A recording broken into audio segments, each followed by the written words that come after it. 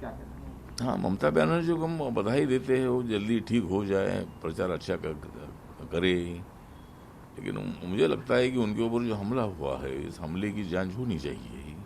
इसमें सही हमला था कि गलत हमला था कि और कोई प्लान था, इसकी भी जांच होने की आवश्यकता है। लेकिन एक मुख्यमंत्री पर हमला होना ये अच्छी बात नहीं है। और जरूर ममता बनर्जी को प्रचार करने का अधिकार है। लोकतंत्र में सत्ता में आने का उनको जैसा अधिकार है, उसी तरह हम लोगों को भी अधिकार है। तो इसी तरह वहाँ बंगाल में तो मतलब परिवर्तन निश्चित है, और वहाँ बीजेपी की सरकार निश्चित आएगी, ऐसा हमें पूरा विश्वास है। और ममता बनर्जी डिस्चार्ज होकर अभी प्रचार में आई है, और वो जल्दी ठीक हो जाए, ऐसा हमको लगता है। सर, आज संजय राउत ने भी उठाया कि बॉर्डर का इशू है और मारपीट हो रही है, क्या कहना चाहते हैं? ये कह रहे हैं कि केंद्र सरकार को इसमें देखना चाहिए। हाँ, तो मतलब जो जहाँ मतलब बेलगांव में ऐसा है कि मराठी भाषा बोलने वाले लोगों की संख्या बहुत बड़ी है, और बहुत सालों से विवाद ये चलता रहा है। जिस तरह भाषावार प्रांत रचना हुई थी, लिंग्विस्टिक स्टेट की भूमिका डॉक्टर बाबा साहब अम्बेडकर जी ने ली थी, और इसीलिए एक भाषा का एक राज्य या एक भाषा के अनेक राज्य। तो वहाँ बेलगांव और उस परिसर में मतलब मराठी स्पीकिंग लोगों की संख्या बहुत बड़ी है। तो बेलगांव महाराष्ट्र में आना चाहिए था, लेकिन महाजन कमीशन के माध्यम से बेलगांव कर्नाटक को दे दिया। और वहाँ के मराठी भाषिक लोग जो बहुत सालों से आंदोलन कर रहे हैं, और वहाँ मराठी लोगों पर अन्याय कभी कभी होते रहता है। लेकिन एक बात भी सही है कि वहाँ के जो मुख्यमंत्री है, उन्होंने मराठा समाज को अलग आरक्षण देने का निर्णय ले लिया है। छत्रपति शिवाजी महाराज का मेमोरियल बनाने का निर्णय ले लिया है। लेकिन मराठी आदमी पर अन्याय नहीं होना चाहिए। और जो शिवसेना के जो जिला प्रमुख है, तो उनके ऊपर जो हमला हुआ है, इसका हम निषेध करते हैं। और इसी तरह के हमले होना ठीक नहीं है। लेकिन हमारी पार्टी की भूमिका है कि मराठी लोगों को न्याय मिलना चाहिए, और जो मराठी भाषा के जो गांव है, उस गांव में रिजर्वेशन पास करके जो गांव इधर आना चाहते हैं महाराष्ट्र में, उनको महाराष्ट्र में लेने के बारे में विचार किया जा सकता है।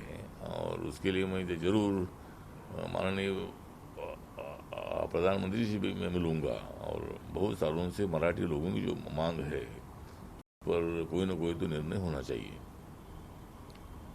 सर, राष्ट्र में कोरोना के केस बढ़ रहे हैं, कल आपने भी वैक्सीन ली, क्या कहना चाहेंगे? हाँ, तो मतलब कोरोना बहुत ही ज़्यादा बढ़ता जा रहा है, और पूरे देश भर में तो कोरोना कम होते जा रहा है। लेकिन कम से कम 70% से ज़्यादा केसेस महाराष्ट्र में आ रही है। तो ये महाराष्ट्र के लिए अच्छी बात नहीं है। सभी लोगों ने मतलब ज़्यादा भीड़ भाड़ नहीं करनी चाहिए। शादियाँ जो है, शादियाँ मतलब पोस्टपोन करनी चाहिए। जो आम सभाएं है, आम सभाएं पोस्टपोन करनी चाहिए। त्यौहार पोस्टपोन करने की आवश्यकता है। और इसी तरह मतलब जो हमारा 20 मार्च में महाड़ चौदार तालाब का जो सत्याग्रह था, बाबा साहब अम्बेडकर जी ने 1927 में किया था, तो उस सत्याग्रह का भी जो वर्धापन दिन 20 मार्च को आता है, तो 20 मार्च को भी मतलब वहाँ भीड़ भाड़ होना अच्छी बात नहीं है। इसीलिए मैं सभी लोगों का आह्वान करना चाहता हूँ कि इस साल महाड़ चौदार तालाब का सत्याग्रह का जो प्रोग्राम है, ये प्रोग्राम अपने अपने घर में बनाए। बाबा साहब अम्बेडकर जी के प्रतिमा को फूलमाला पहनाकर अपने अपने घर में मतलब ये त्यौहार मतलब ये वर्धापन दिन मनाना चाहिए, ना कि महाड़ किसी ने जाना चाहिए।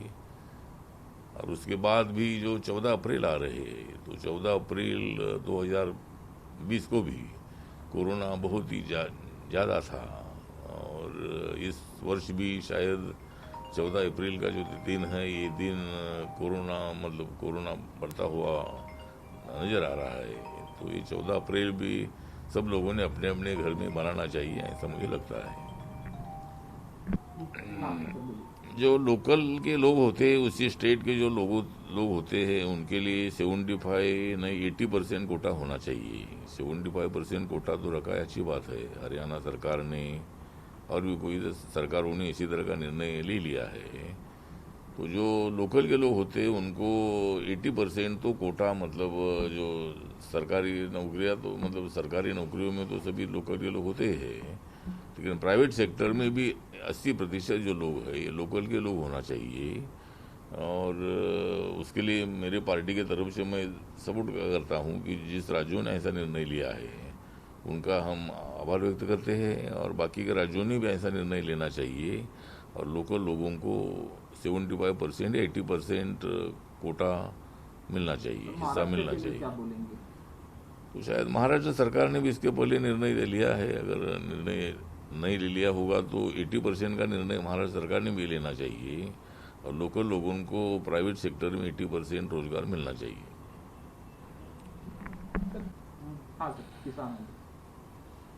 हाँ, तो मतलब वहाँ जो सिंधु बॉर्डर पर या गाजीपुर बॉर्डर पर या कटारिपा बॉर्डर पर जो मतलब किसानों का आंदोलन चल रहा है, 80-90 दिन से भी ज़्यादा दिन हो रहे हैं। तो मुझे लगता है कि ये आंदोलन खत्म होना चाहिए और उनके मांगों पर सरकार विचार करने के लिए तैयार है, संवाद करने के लिए तैयार है। 12 टाइम मतलब नरेंद्र सिंह तोमर जी के साथ किसान नेताओं की बातचीत हुई है, लेकिन कानूनी पीछे ले लो इसी तरह की मांग जो है उससे अपना लोकतंत्र धोखे में आ सकता है। बाबा साहब अम्बेडकर जी का संविधान धोखे में आ सकता है, क्योंकि कानून एक बार बन गया तो उसमें अमेंडमेंट करने का प्रावधान बाबा साहब ने किया है और संविधान में उसी तरह का अमेंडमेंट करने की प्रोविजन है। तो जो बातें उनको ठीक नहीं लग रही है, जिस बातों से किसानों का नुकसान होगा ऐसा उनको लग रहा है, उसमें बदलाव करने की भूमिका सरकार की है। तो इसीलिए मुझे लगता है कि अभी सुप्रीम कोर्ट ने भी इस कानून पर स्टे लगाया है, तो इसीलिए मतलब उनको ये जो कानून है, कानून पीछे लेने की मांग करने के बजाय उसमें अमेंडमेंट करने की भूमिका किसान नेताओं ने लेने की आवश्यकता है। और एक कानून पीछे ले गए तो हर कानून पीछे लेने की मांग हो सकती है, और इसीलिए हमें लगता है कि हम किसानों के बारे में हमें अच्छी सहानुभूति है और मोदी सरकार किसानों के लिए काम करती है। और इसीलिए मुझे लगता है कि अभी वहाँ का घर बनाने का जो चल रहा है तो ये बात आती नहीं है। घर बनाओ लेकिन अपने गांव में जाकर घर बनाओ। प्रधानमंत्री आवास योजना के माध्यम से घर देने की भूमिका सरकार की है, लेकिन वहाँ बॉर्डर पर घर बनाने से मतलब कोई फायदा नहीं है और ये बहुत बड़ा अतिरेक की भूमिका है, ऐसा मुझे लगता है।